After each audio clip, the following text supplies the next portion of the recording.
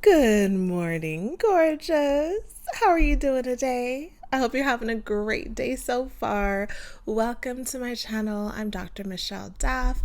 Thank you so much for being here with me today. Today, we're talking about 7 things that are not normal in a healthy relationship. These are things that I think are so important for you to pay attention to if you just started dating someone, if you're in a relationship and you're starting to wonder, like, is this normal? Like, am I supposed to be experiencing this? Even if you're married, it's important to check these things and check it against the reality of how you're feeling. Sometimes we think that things are just normal, so we should just put up with it. We should just get over it, get through it. It's just part of being married or part of being in a relationship. When in fact, that's not true. It's actually toxic, it's unhealthy, and you can do better. You can be in a relationship that is truly healthy, fulfilling, all the things that you desire. But first, it's about acknowledging that whatever you're experiencing is not normal, it's not healthy, and it should be changed. If you're a woman who didn't have a mother to teach them how to date, what to look for in relationships, if you didn't have like a big sister or an aunt or just someone to help mentor and guide you through relationships, pay attention. Because oftentimes we make up our own rules or we go with what we see on the media or what our friends say. And the truth is that lack of guidance or wise guidance is what's causing the pain in your life and robbing you of the beautiful life and relationship that you deserve, my dear. So go ahead and sit back, relax, get something to drink and something to write with, and let's talk. The first thing that is not healthy in a relationship is taking breaks. Yes, I know that this is something that might be popular, especially if you're really young and you're dating. It's this whole like desire to take a break. When things in the relationships starts getting tough, you start feeling like there's an issue that you can't resolve, and so you want to take a break. You want to take like a week off or a month off from talking or seeing each other. Now, in theory, it does sound good. It feels good to be able to take a break from something that is causing you stress and pain. And I do think that in 1 or 2 situations, like that could work if it's happened like one time. But when you're taking constant breaks, like if you're taking a break once a year, if you're taking a break every 6 months, if your relationship is full of breaks, like someone asks you, well, how long have you been with Justin? And you're like, well, I would say about 2.5 years, but we took a break like 3 or 4 times. When you have to say that, that's letting you know that you're taking too many breaks. And that can be harmful for so many reasons. You're ruining the flow of the relationship. If there is an issue, you're not able to really come to a true agreement. And this is fine in theory, especially when you're young. But as you get older and you're doing this, it sets a really poor precedence for marriage. Because when you're married, you cannot take breaks. You can't just say, I'm going to go to my sister's house for 2 weeks. You can't do that every time you have a fight, every time something is wrong. You have to actually work through issues, or else you will create these holes in your marriage, and all of that water is going to like seep through, and you're not going to have a marriage anymore. So it's important to practice what's going to be the reality for you at the end of the day. And if you are used to, as a couple, taking breaks every time there's a problem, then in marriage, you're going to do the same thing, and it will be extremely difficult.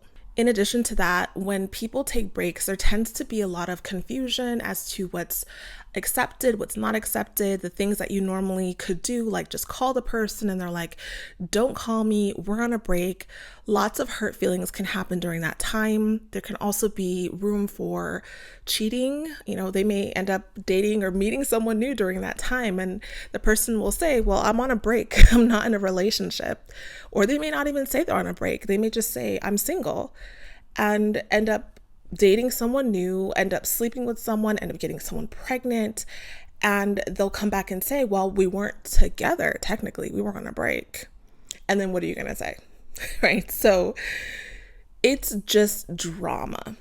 It's drama. And dramatic relationships are not healthy ones. If you are two consenting adults saying that, listen, we are in this thing together, but we need some time apart to figure out maybe something specific as to whether or not we want this relationship to move forward, that's one thing.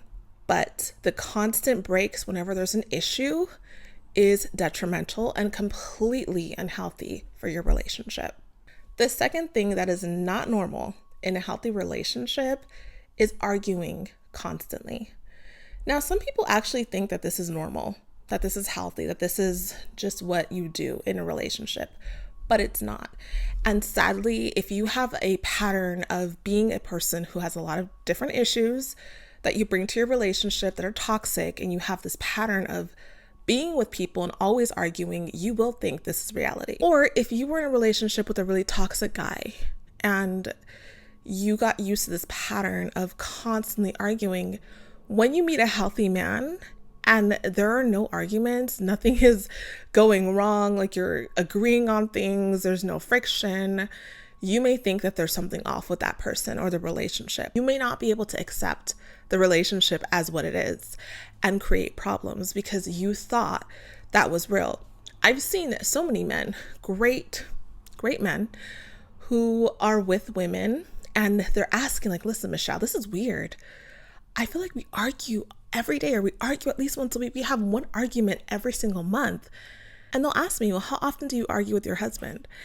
And I'm like, almost never. I can't tell you the last time we had an argument. There's a difference between a disagreement, a misunderstanding, a conversation, and an argument. I'm talking about those volatile situations where feelings are hurt, where ugly things are said back and forth, where you don't talk to the person the next day because you're so mad. These like explosive conversations. You know what an argument is. It's very different than just disagreeing about something, right? So having constant arguments is not normal and it's not healthy. Those relationships are so toxic. I don't care if you're arguing over a text message, in person, on the phone. That's not normal. It's important that you're with a person who you can have a conversation with, great communication, be able to voice and sound off your ideas to one another, or just not be in so many situations that are problematic enough to cause arguments, right? If you are each doing things to one another that is just a problem, you're going to argue. If you're each treating one another, or one person is treating the other person in such a dishonorable, disrespectful way, it's going to cause arguments. If one person shuts down and doesn't want to discuss what's going on every time they're upset, it's going to cause arguments, right? If a person is just not behaving the way that you expect them to behave, the way that you expect them to show up in the relationship, it's going to cause arguments. And if you're arguing consistently, I would say even once a month is way too much. Like, it's not normal. There needs to be a check in the relationship. The third thing that is completely not normal in a healthy relationship is cheating, infidelity. I don't know what you want to call it. In a marriage, adultery, right? That is not normal. People oftentimes, depending on how they were raised, depending on who's talking to them, depending on the music they listen to, the media that they consume, may convince themselves that it's okay, that it can happen. It's not normal. It's not normal for you to have a boyfriend and he cheats on you. It's not normal. If you are in a relationship and the man cheats on you, that is a serious red flag. Like, it's not even something to be tolerated. If you ask me my personal opinion, I don't believe that you should stay with a man who cheats on you even one time. Like, if you're dating, even one time. That says enough about his character, about how he sees you and the relationship. It's enough. Unless this man gets some serious help or gets saved by the Lord Jesus, something dramatically shifts him as a human, it's over. That is something that should not be tolerated. Some ladies will meet a man, he's great, everything's good, and then something happens, he cheats on them with their ex-girlfriend or something happens, and they don't know what to do. They give him another chance, and then he does it again. And now it's like the whole relationship is just volatile, so toxic, so much arguing, all of this stuff from the past, and you can't forgive, you can't trust. Like, it's just bled and destroyed the relationship. And not only that, I get a lot of women asking me what they should do once they're with this man for a long period of time. He's cheated on them and now he wants to marry them.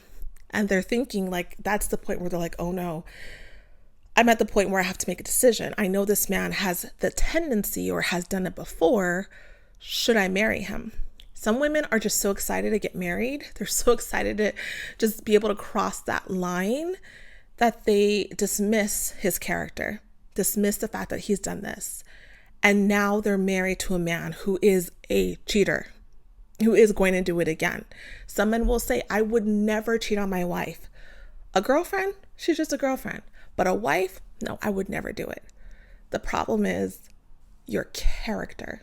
It's inside of you. The ability to be able to be committed to someone and pretend that you are committed to them and have this sexual relationship or this encounter with another person. Just that ability to do that is a character flaw, a deep one that's not going to just go away just because you get married. So think about this in your relationship. This is something to really pray on, trust God with.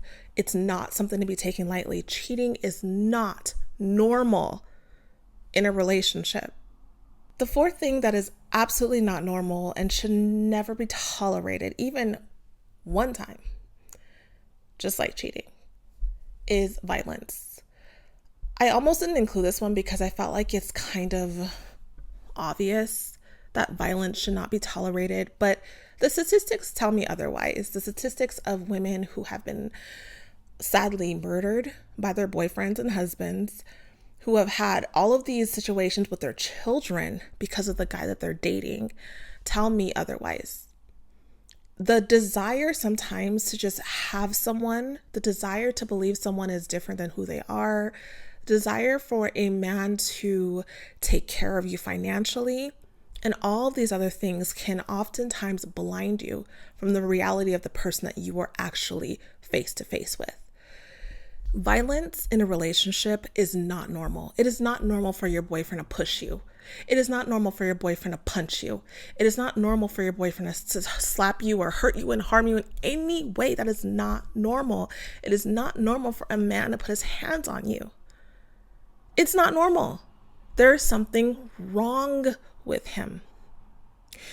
These things should not be tolerated at all. And it's not even just physical violence. It could be violent words, just him talking down to you and making you feel small all the time and just treating you like you're dirt by the way he speaks to you. It's violent, even though it's not physical. It's still violent and it should not be tolerated. It's not normal.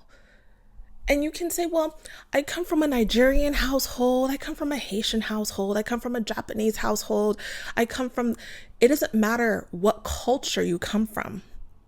It's not healthy. It's not healthy for your spirit, for your soul, for your body. It's just not healthy. It doesn't matter if it's culturally accepted or it's culturally common. It's not healthy and it's not normal. And when I say normal, it's not the norm in terms of what it should be for someone in a healthy relationship. It should not be tolerated just because other people in your household, in your family, in your friendships experience it too. Maybe it's normal in your friend circle, but my dear, that is not the life that God has provided for you. That's not the life that God wrote out for you when he created his beautiful baby girl. Before setting you here on earth, he did not put in that plan, I want my daughter to begin beat up by her boyfriend. Absolutely not. That was never the plan for your life when you were born, to end up with a man that's doing this to you. It's not normal. If you're in that situation, you need to get help. You need to get help. You need to get safety for yourself. You need to figure out how you can get out of that relationship safely. I will link things below to help you in this situation, but too many women deal with this kind of stuff and they don't talk about it. So I just want to bring it up and I want to remind you that it's not normal. Play fighting, any sort of aggression, even if it just feels slightly violent, is not normal. The fifth thing that is absolutely not normal in a healthy relationship is for your partner to dismiss your feelings. Now, this kind of goes hand in hand with just how he treats you in general, but oftentimes you may be dating someone and you think that things are going well, but then you kind of notice that he's kind of all about himself. He doesn't care about your day. He doesn't really care about things involving you. It's really just all about him. It's not normal. It's not normal for a man to dismiss your feelings. It's not normal for a man to only want to talk about himself. It's not normal for a man to only want things to be about him. It's not normal for a man to take over things that you're doing or be jealous of things that you're doing because it's not happening to him. These things are not normal. Your man should be your support in the sense that he should be helping to elevate you as a person. He should see you as his queen, his princess, but not as a possession, as someone to take and just make better. He should see you as who you really are and not who he wants to turn you into for his selfish motives. So that's how a lot of people end up dating men who are true narcissists. I know this word has just been used and abused in the social media streets, and people don't really understand what a true narcissist is. It's a psychological term. It's a real disorder. And those who are really narcissists, like true narcissists, they don't have that ability to really care about you. And it shows up in how they treat you. You can just sense that you're just in this relationship as a puppet, as a prop, as a ear, right? But not being taken care of, not being treated equally, not having the same things that you're giving. That's not normal. The sixth thing that is not normal in a healthy relationship is for a man to be borrowing money from you. I know that there may be situations that are dire emergencies where he may ask for assistance. And if it happens once, I'd prefer for it not to happen at all. That he would have a circle of friends, community people, people in his basketball group, his golf club, family members, people in whatever organizations he's attached to, that he would reach out to all of those people before he reaches out to the woman that he loves, that he is supposed to be taking care of, providing and protecting for. That is my hope. That's the kind of man I want you to be with. But there are some men who know that women are nice, are givers, are loving, and are kind, and he may end up asking you to borrow money on a consistent basis. That is not normal. It is not okay for a man to be asking you for money. You may feel compassion in your heart. You may feel like this poor guy just lost his job. He doesn't have a car. I need to help him to get a car. I need to help him with his rent. And then 6 months later, oh, he wants to buy his mom this beautiful gift. I need to help him with that. Oh, he wants to go to the Bahamas and he doesn't have enough money to be able to pay for his ticket, but he's always wanted to go. And this is his soccer team's like finals. I need to help him with that. Like, there are always things that are going to pull at your heartstrings because you're a loving, kind person. You may just also be a person who has it financially. You are able to give him whatever he needs, and he knows that. But when he's asking you for money consistently, that is a huge red flag. And not only that, it's just not healthy.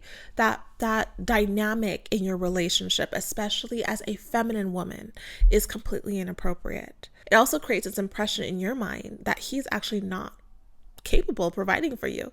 It's going to make you question that in terms of moving forward, and you won't be able to see him the same. That'll impact how you treat him and how the relationship goes. He's also going to know that you see him in that way, and that's going to make him show up differently in their relationship. There are many men who are with women and they're asking them for money all the time, and these men are sleeping with other women. They're doing a bunch of stuff on the side. Sometimes they're even using that money for other women.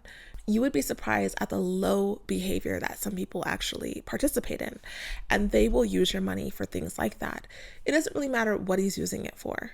Obviously, take your time to pray about it, to ask the Lord what he thinks, what you should do. But I say this is not healthy in a relationship. This pattern of behavior is completely inappropriate.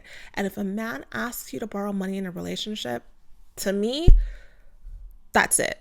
Like that's it. The fact that he is even able to ask you, that's it. Unless it's something extremely unusual and only happens once. And the seventh and final thing that is not normal in a healthy relationship is for the couple to become unhealthy and stay unhealthy. And what I mean by that is actual health. I'm talking about like physical and mental health. When you're in a relationship, sometimes you get comfortable, right? And you may have started off very physically fit and just looking good, feeling good. And as you date this person, you're eating a bunch of junk food, you're going out to restaurants, you're going out to all these different carnivals and vacations, and you end up losing yourself physically together. And no one says anything about it. No one's trying to fix it. You're having too much fun together. And when you look at it, like, especially if you're married, when you look at yourselves 10 years later, you can't even recognize yourselves. You've gotten so big. This is not just a physical thing for aesthetics. It's also a health issue. If you are letting yourself get to the point where both of you as a couple don't check yourselves, you don't say like, we should start walking together, or maybe we should try to eat a little healthier. Maybe we should start going on walks. If no one wants to talk about that, it is unhealthy. This is something that is important for your legacy, for your life, not just to look good, but to actually stay on top of your health so you can be here on this earth longer, so you can be there for your children, for your grandchildren, for yourself. Right? It's important. And the same goes for mental health. It's not just physical. Oftentimes a situation can happen in a relationship where you notice that this person you're dating or you're married to is developing some mental health concerns. Like there's something going on with them and you just ignore it. You just pretend it'll go away, and it gets worse and worse and worse. It is not healthy for a couple to be able to be together knowing one or both people are dealing with severe mental health issues and they're not being addressed. There needs to be a conversation. There needs to be some help. Just having a therapist or someone, a psychiatrist, someone step in and evaluate this and work through it is necessary for the health of the relationship. Yes, it's comfortable and easier to just pretend things don't exist and just keep on living, but eventually it'll come back. And it can completely destroy not just a relationship, but you. There are so many women who will leave a relationship and they'll find out that like they were dealing with depression when they were with this guy or anxiety when they were with this guy. And now that they've broken up with him, they're free. Like they feel completely different. They don't even have any like physical issues that they used to have. Their hips stopped hurting and all of this stuff stopped happening. And it was all linked to this relationship. But they weren't paying attention to their health. They weren't paying attention to their mental health during that relationship to realize that the relationship was the cause for these issues. So I want you to think about this. I want you to pray about this. I want you to talk to the people who are close to you, the people that you love, about the reality of whatever is happening in your relationship, because these are the things that people don't address. And then when they get married, they end up with. They're stuck with this person, or this person completely just destroys their life, divorces them, cheats on them, takes all their money, all of these things that they saw in the relationship and they thought it was normal. They thought it was okay, but it was the most devastating thing that has now come back to bite them. And I don't want that to be you. You deserve a beautiful, healthy relationship with a wonderful man who loves, adores, and cherishes you. And you can have that. But you have to take care of the little holes that you're seeing now. I love you so much, and I thank you for being here with me today. If you enjoy this content and topics like this, you can listen to my podcast, The Dr. Daff Show, on all podcast platforms, and I talk more about this stuff there. The episodes are longer and a little bit more intimate if you enjoy talking about marriage and relationships and femininity. I hope this episode was a blessing to you, and until next time, bye-bye.